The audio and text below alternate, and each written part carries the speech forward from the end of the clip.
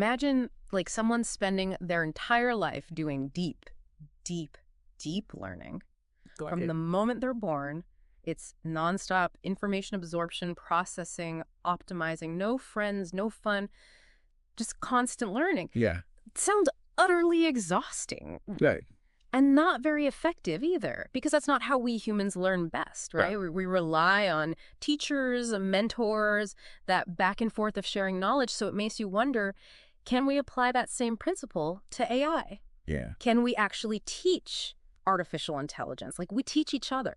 That's what we're diving into today with this paper, towards regulated deep learning. It's a fascinating question. This research kind of dives right into it. Hmm? Um, what's really intriguing is that it builds on existing work with something called multi-agent systems. Yeah. Basically, imagine a bunch of software agents, each with its own little job, Right. all working together. Right. The researchers wondered, what if we could apply those same principles to AI, Hmm. creating a kind of structured learning environment? Okay, so we're talking about creating a system where AI learns not just from data, but from other AI, kind of like a digital classroom. Exactly. The paper proposes this concept of institutional neural networks, Okay. where AI agents, which they call artificial teachers, guide the learning process of other AI. Artificial teachers. I'm already intrigued. Can you give me a clearer picture of what that looks like in action? Sure. Think of it like having a team of expert tutors available 24/7 to guide the AI's learning. These artificial teachers would be other AI systems, each with specialized knowledge, ensuring the AI student receives a well-rounded education. And to make sure everything runs smoothly, they've introduced this concept of an I language. An I language. Yes. Is that so the AI can talk about their feelings? Well- Like, oh, I really struggled with that algebra problem today. Just kidding, kind of. Yeah. But seriously, what's the I language all about? Well, you're not far off with the idea of AI expressing themselves. Okay. The I language is a way for AI to communicate within this institutional framework. But instead of emotions, it's more about instructions and responses, Okay. kind of like a set of rules that govern how they interact and learn from each other. So think of it like a set of traffic rules for AI, Yeah, making sure they're all playing nicely in the sandbox, right? that's precisely. These rules, called ECA rules, dictate how the AI learns from the data it receives from those artificial teachers. ECA rules, what does that stand for again? And why should our listener care? ECA stands for Event Condition Action. Okay. Think of it this way. If a certain event occurs, say the AI encounters new data, and certain conditions are met, like the data coming from a trusted artificial teacher, then a specific action is taken. It's like building in those guardrails to the AI's learning process Right. to prevent it from veering off into outcomes we don't want. This is starting to make a lot more sense. So we've got our AI student, our AI teachers, and our real book, The I Language. But how does this artificial teaching actually work in practice? What does it look like in a real scenario? The paper talks about something called a multi-layer perceptron as an example. I'll be honest, that sounds a bit intimidating. It's simpler than it sounds. Imagine the AI's learning process like building a tower of knowledge brick by brick. A multi-layer perceptron, or MLP, is just one way to organize that tower.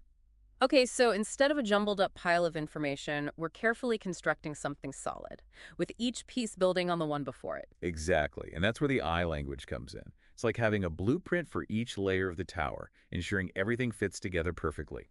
It allows us to define rules for how each part of the AI processes information from those artificial teachers, preventing any structural weaknesses. So it's about controlling the flow of information, making sure the AI learns in a structured and regulated way. This is really making me rethink how we approach AI development. It's not just about making AI smarter, it's about making it, well, more reliable. That's a great way to put it. And that reliability has some really exciting implications. Oh, here's where it gets really interesting. Lay it on me. Well, think about it. Right now, there's a lot of uncertainty around AI. Yeah, Like, we don't always know exactly how it's making decisions, right. which can lead to unpredictable outcomes. Right. It's like that feeling when the navigation app takes you on a shortcut through some back alleys. Yeah. You're not really sure how you got there, and you're a little worried about what you might encounter. That's a great analogy. Yeah. But with this approach, it's like we're giving the AI a detailed map, clearly marked roads, and maybe even some streetlights to illuminate the path. Yeah. We know what data it's learning from, how it's processing that information, and ultimately where it's going. So we're basically trading those dark alleys for well-lit streets, which makes me feel a lot safer as a passenger in this AI-powered vehicle. But let's get back to those exciting implications you mentioned. Yeah, this research isn't just about making AI more reliable. It's about laying the groundwork for a future where AI and humans work together in unprecedented ways. Collaboration with AI that way. Now that's a concept worth exploring. What does that look like in a practical sense? The paper touches on something called collaborative knowledge evolution.